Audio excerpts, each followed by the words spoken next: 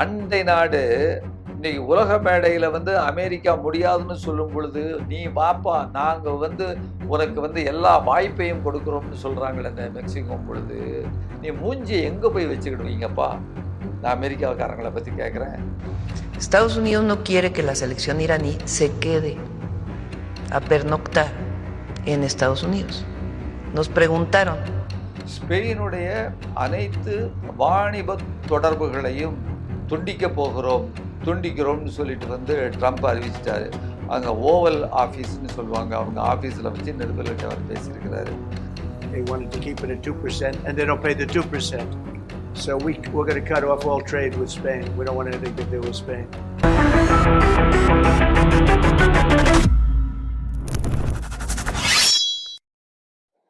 வணக்கம். ரூஸ்டர் செய்திகளுக்காக கே பாலகிருஷ்ணன் பேசுகிறேன். சர்வதேச செய்திகள். இந்த வரக்கூடிய ஜூன் மாதத்தில் சர்வதேச உலக கால்பந்து போட்டி வந்து 3 நாடுகளில் நடக்கு. வட அமெரிக்கா கண்டத்தில் கனடாலையும் அமெரிக்காலையும் யூஎஸ்ஏலையும் மெக்சிகோவிலையும் இந்த 3 நாடுகள்லையும் இணைந்து நடத்துகிறாங்க. அப்போ இதில் ஈரான் வந்து ஒரு முக்கியமான அணியாக இன்றைக்கு அவங்க ஒரு வலுவான அணி. அவங்க பார்ட்டிசிபேட் பண்ண போகும் பொழுது எங்கள் நாட்டில் அவர்கள் தங்க முடியாது, அவர்களுக்கு எந்த விதமான வசதிகளும் வாய்ப்பும் ஏற்படுத்தி கொடுக்க மாட்டோம் என்று அமெரிக்கா என்று மறுத்திருக்கிறது. இது ஒரு மோசமான செய்தி. ஈரானில் ஒரு பக்கம் யுத்தம் நடத்துக்கிட்டு இருந்தா கூட உலகத்தில் வந்து உன்னுடைய நாடு வந்து அந்த கோப்பையை வந்து உலக கோப்பையை நடத்துவதற்கான ஒரு வாய்ப்பை இந்த உலக நாடுகள் உனக்கு அங்கீகரித்திருக்கிறது, கொடுத்திருக்கிறதுன்னு சொல்லும் பொழுது அந்த ஈரான் வந்து பங்கு பெறக்கூடாதுன்னு சொல்லுவது மிக மிக ஒரு கேவலமான புத்தி. அதை அமெரிக்கா அப்படி செய்திருக்கிறது. ஆனால் பார்த்துடுங்க, நம்ம சொல்லுவாங்க ஒரு கதவு அடைச்சா பல கதவு திறக்கும்னு நம்ம சொல்லுவோம் இல்லையா? அது போல பார்த்தீங்கன்னா மெக்சிகோ நாட்டினுடைய அந்த அந்த அம்மையார் இருக்கிறாங்க. அவங்க என்ன சொல்லியிருக்கிறாங்க, பரவாயில்ல மெக்சிகோ நாட்டில் வந்து அவர்கள் தங்கட்டும், ஈரானிய அந்த டீம் வந்து தங்கட்டும், தங்கி அவர்கள் இங்கே எல்லா விதமான பயிற்சியும் பெறட்டும், விளையாடுவதற்கு அமெரிக்காவில் அந்த டீம் என்றைக்கு விளையாடும் போக போகிறார்களோ அன்றைய தினம் மட்டும் அங்கே சென்று விட்டு அவர்கள் தங்குவதற்கும் மற்ற விஷயங்களுக்கெல்லாம் இங்கே வந்து விடட்டும் என்று சொல்லி இருக்கிறார்கள். நாங்கள் அதற்கு இடம் கொடுக்கிறோம் அப்படின்னு சொல்லும் பொழுது இன்றைக்கு சொந்த அண்டை நாடு இன்னைக்கு உலக மேடையில் வந்து அமெரிக்கா முடியாதுன்னு சொல்லும் பொழுது, நீ வாப்பா நாங்க வந்து உனக்கு வந்து எல்லா வாய்ப்பையும் கொடுக்குறோம்னு சொல்றாங்களே இந்த மெக்சிகோ பொழுது, நீ மூஞ்சி எங்க போய் வச்சுக்கிடுவீங்கப்பா? நான் அமெரிக்காக்காரங்களை பத்தி கேட்கிறேன். La selección iraní va a jugar en Estados Unidos. Creo que tiene 3 partidos, ¿no? Son 3, ¿no? En la primera eliminatoria. Entonces, los 3 partidos de la selección iraní son en Estados Unidos. Estados Unidos no quiere que la selección iraní se quede a pernoctar en Estados Unidos. Nos preguntaron, pero sí van a jugar los 3 partidos allá. Entonces nos preguntaron, ¿pueden pernoctar en México? Y dijimos, sí, sin problema, no tenemos ningún problema. Entonces, están buscando que la sede sea en Tijuana para que ellos puedan pernoctar y viajar a los partidos que van a desarrollar en Estados Unidos. Entonces, nosotros no tenemos por qué negar la posibilidad de que se queden en México. கொஞ்சம் கூட வந்து உலக நாடுகளில் வந்து ஒரு வெக்கமே கிடையாதா? சின்ன நாடுங்க மெக்சிகோ. சின்ன நாடுங்கும் பொழுது வந்து அதாவது அவர்களை ஒப்பிடும் பொழுது ஒரு சின்ன நாடு. இப்போ இது போன்ற உலகத்துக்கு இவர்கள் தான் வந்து ஜனநாயகத்தை பற்றி கிளாஸ் எடுக்கிறாங்க. உலகத்தில் ஜனநாயகத்தை நாங்கள் காப்பாற்ற போவோங்கிறாங்க. பெண்கள் எங்கேயும் போராடும் பொழுது பெண்களுடைய போராட்டத்திற்கு ஆதரவாக நிற்போம்னு சொல்லி தான் வந்து ஈரானில் வந்து அவர்கள் வந்து உள்ளுக்கு வந்து அந்த குண்டை போட்டது. இவர்களை பற்றி நாம் புரிஞ்சுக்கிடணும், மக்கள் புரிஞ்சுக்கிடணும். இந்த அரசாங்கங்கள் ஆளும் வர்க்கங்கள் புரியாது. அவர்கள் எல்லாம் அந்த பிஸ்னஸுக்காக அவன்கிட்ட வந்து என்ன டேக்ஸ் ஃப்ரீயாக வரணும், என்ன வரணும், எப்ஸ்டீன் ஃபைல் அவங்ககிட்ட மாட்டியிருக்கா இல்லையாங்கிற அந்த விஷயங்களை பற்றி தான் உலகத்தில் உள்ள ஆளும் வர்க்கம்லாம் கவலைப்படணும். நமக்கு அது இல்லை. மக்கள் புரிந்து கொண்டால் போதும் என்கின்ற செய்தியை நான் இந்த இடத்துல நான் சொல்ல ஆசைப்படுகிறேன். ரஷ்யா இருக்க ரஷ்யாக்குள்ள போய் ஒரு வாரத்துக்குள்ள உக்ரைன் மாஸ்கோ பக்கத்துல வரைக்கும் ட்ரோன்கள போய் வச்சு வந்து அடிச்சு பல்வேறு சேதங்கள உண்டு பண்ணி, அங்கங்க கொஞ்சம் பேர் செத்துருக்கிறாங்க. அப்படிங்கிறது செய்திய வந்து ஒரு வாரத்துக்கு முன்னால நம்ம பார்த்துருக்கலாம். ஆனா, இன்றைக்கு ஒரு 2, 3 நாளா பார்த்தீங்கன்னா, ரஷ்யாவிலிருந்து கிவி அதாவது அந்த உக்ரைனுடைய தலைநகரத்து மேல அதாவது என்ன ஒரெஷ்னிக்னு ஒரு ஏவுகணை. அந்த ஏவுகணை பார்த்தீங்கன்னு சொன்னா, பாலிஸ்டிக் மிசைல் அணுகுண்டுகளை தூக்கி கொண்டு போகக்கூடியது.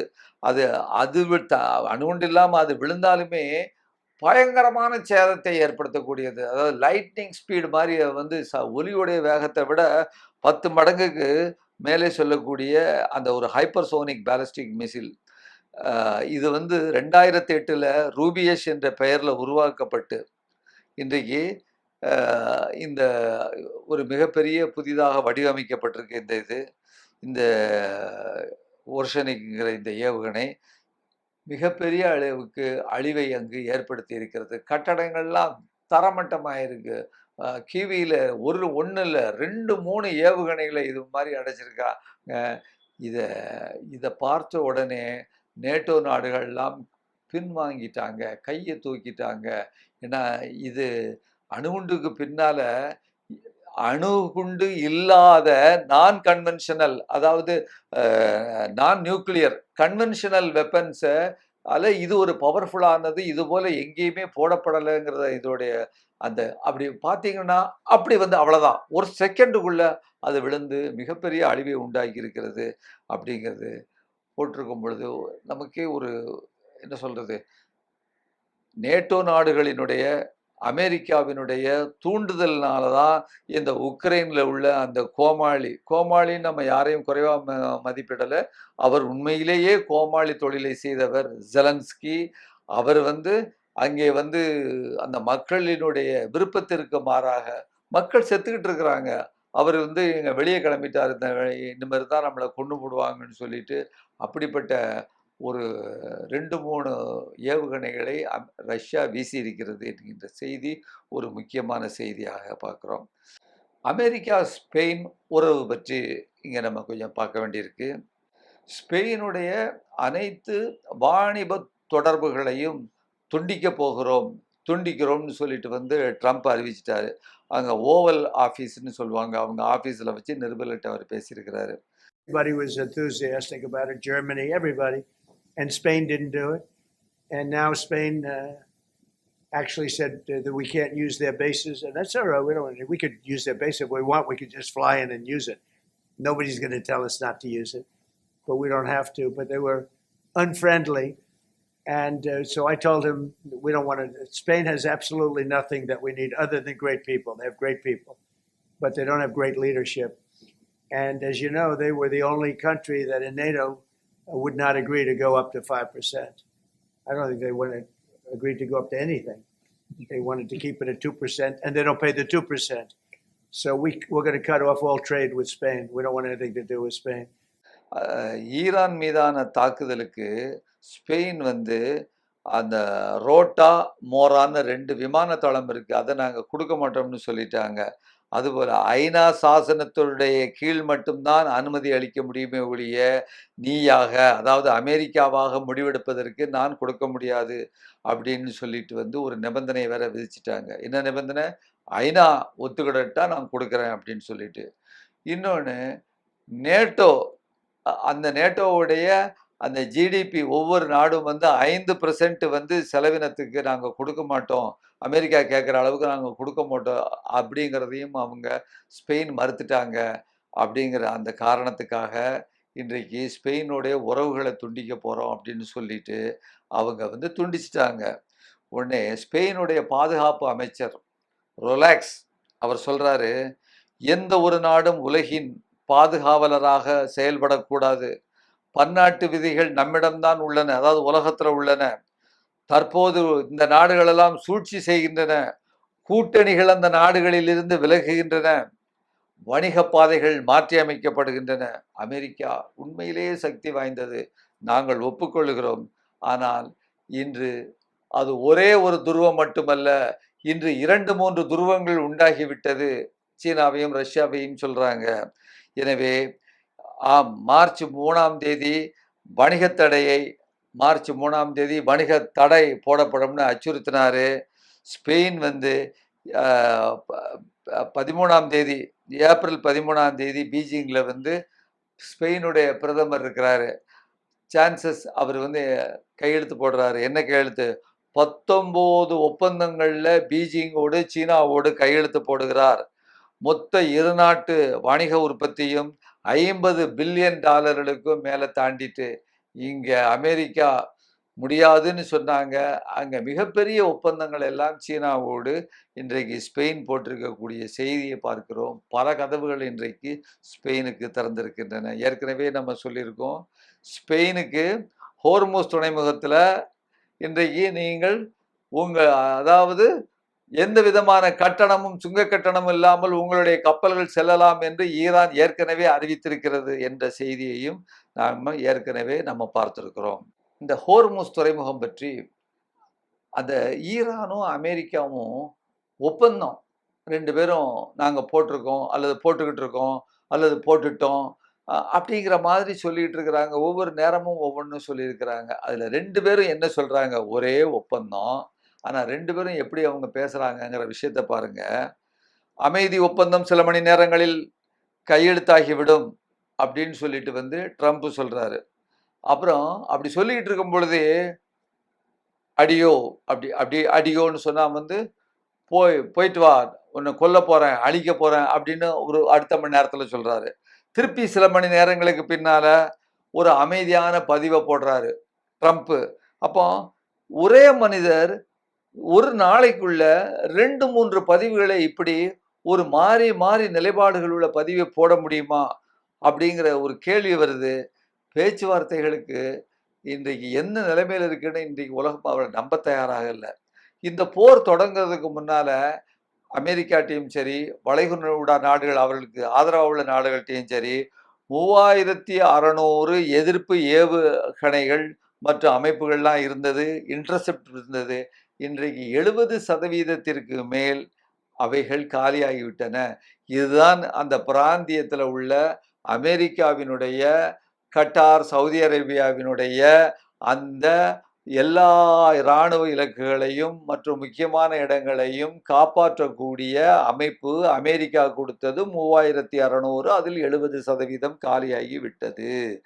இப்போ இந்த 84 நாள் போர்ல 70% காலி ஆயிட்டா மீதம் இருப்பது கிட்டத்தட்ட ஒரு வாரம் சண்டைக்கு கூட தாக்கு பிடிக்காதுங்கிற நிலைமை.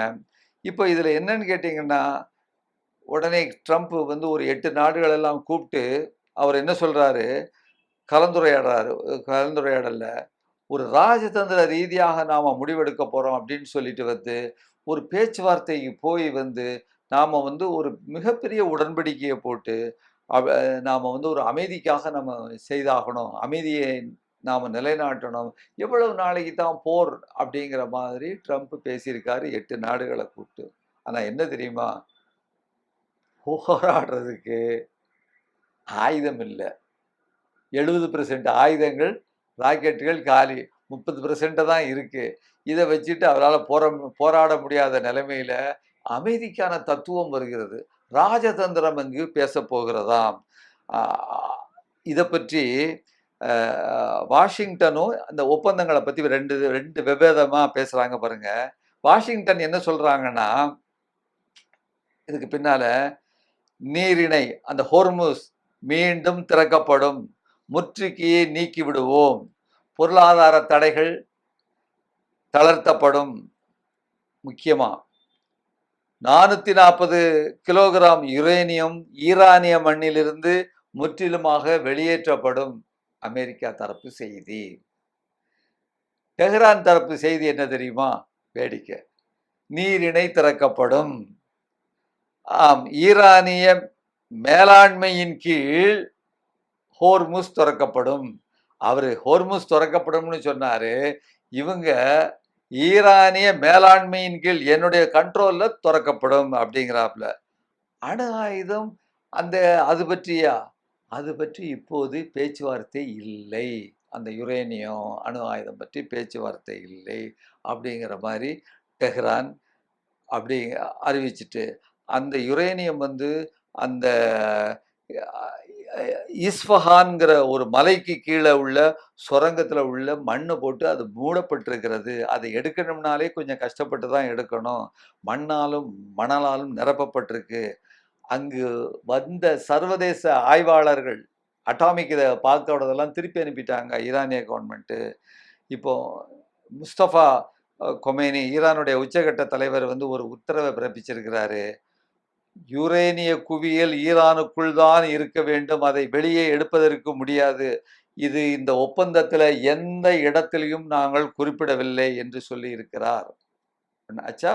அதுக்கப்புறம் பெட்ரோ டாலர் 1974ஆம் ஆண்டு கிசிங்கர், அங்கே ஹென்ரி கிசிங்கர் அந்த நீரணை பற்றி பெட்ரோ டாலர் பற்றி உடன்பாடில் அவர் கையெழுத்திட்டு இருக்காரு அமெரிக்கா சார்பா. என்னன்னு கேட்டிங்கன்னா, அந்த வளைகுடா நாடுகளில் உள்ள எல்லா நாடுகளும் ஆயுதம் கொடுக்கணும்னு சொன்னால் டாலரில் தான் அதை வாங்கணும், வாங்கிட்டு வந்து பெட்ரோலை கொடுக்கணும்னு சொல்லிட்டு. ஆனால் இந்த வார இறுதியில் பார்த்தீங்கன்னு சொன்னால், ஒவ்வொரு கப்பலுக்கும் நீரிணையை கடக்க 2 மில்லியன் டாலரை, அதாவது பணத்தை வசூல் பண்ணியிருக்கு. சீனா யுவான்ல வசூல் பண்ணியிருக்கு, ஈரான் வசூல் பண்ணியிருக்கு அப்படிங்கிறத நாம் இங்கே பார்க்குறோம். அதுலேயும் அடி வாங்கிட்டு டாலருக்கு பதிலாக யுவான்ல வசூலாகிருக்கு. யுரேனியம் மண்ணுக்குள்ளேயே இருக்குது, வெளியெடுக்க முடியாது. இது அந்த ஹோர்முஸ் ஏன் கண்ட்ரோலுக்குள்ளேயே இருக்குங்கிறது. இதனால் இப்போ என்ன செய்ய போகுது அமெரிக்கா? ஒரே ஒப்பந்தம், 2 பார்வை. பார்த்தீங்களா? இத்துடன் இந்த செய்தியை முடித்துக் கொள்கிறேன். நன்றி, வணக்கம். ஊடகம் கார்ப்பரேட் அரசியல்வாதிகளின் கைப்பாவையாக அடிமைகளாக இருந்தது போதும், இனி சாட்டை எடுத்து சுழற்றும் நேரம் வந்துவிட்டது. ஊடகம் பொதுமக்களாகிய உங்களுக்காக, உங்களாலேயே இயக்கப்பட வேண்டும். ஊடக சுதந்திரத்திற்காக உங்களின் பங்களிப்பை இன்றே அளித்திடுங்கள்.